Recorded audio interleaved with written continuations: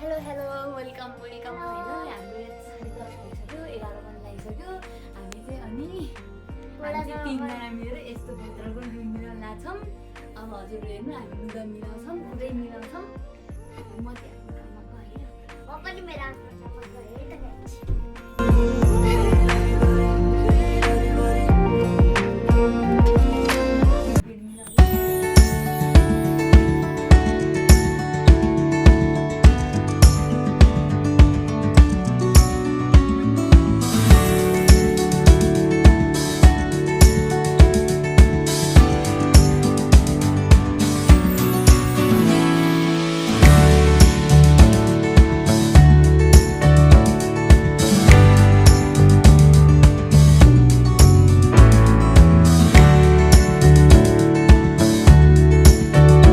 कस्तो भयो कोठा